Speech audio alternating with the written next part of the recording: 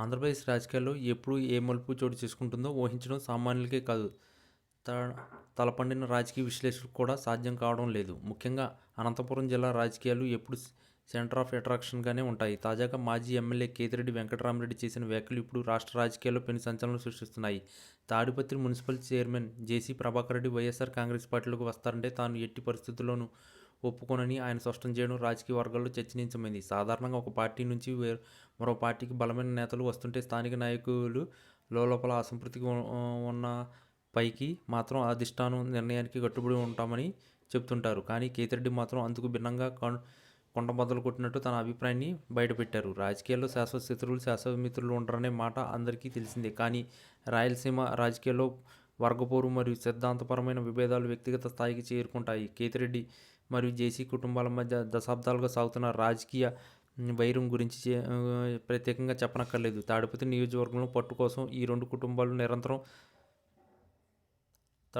తలపడుతూనే ఉంటాయి. గత ఎన్నికల్లో ఓటమి తర్వాత జేసీ ప్రభాకర్ రెడ్డి తన రాజకీయ భవిష్యత్తు కోసం వైసీపీ వైపు చూస్తున్నారనే ప్రచారం జోరుగా సాగుతున్న నేపథ్యంలో కేతిరెడ్డి రియాక్షన్ చాలా ప్రాధాన్యత సంతరించుకుంది. పార్టీలోకి ఎవరిని చేర్చుకోవాలన్నది అధిష్టానం ఇష్టమైనప్పటికీ క్షేత్రస్థాయిలో పనిచేసే కార్యకర్తల మనోభావాలను పట్టించుకోవాల్సిన అవసరం ఉందని ఆయన అభిప్రాయపడ్డారు.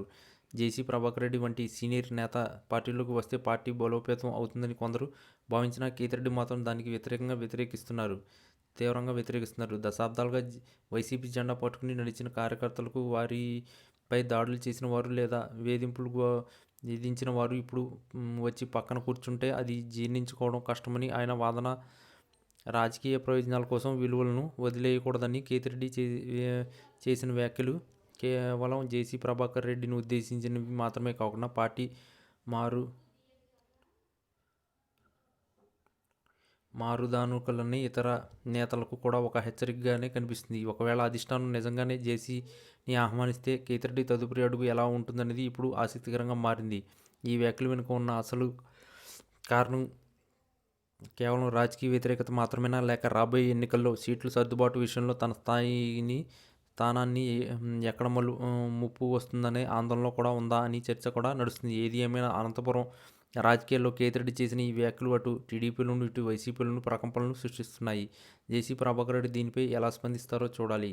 ఇప్పటికైతే ఇది కేవలం ఒక నేత వ్యక్తిగత అభిప్రాయంగా కనిపిస్తుందా, భవిష్యత్తులో ఇది పార్టీ అంతర్గత విభేదాలు దారితీసే అవకాశం లేకపోలేదు. రాజకీయాల్లో భావోద్వేగాల కంటే ప్రయోజనాలకే ముఖ్యం అనుకుంటే కేతిరెడ్డి అభ్యంతరాలను పక్కన పెట్టి పార్టీ నిర్ణయం తీసుకోవచ్చు. కానీ తన పట్టుకోల్పోవడానికి సిద్ధంగా లేని కేతిరెడ్డి ఈ విషయంలో గట్టిగానే పోరాడేలా కనిపిస్తున్నారు.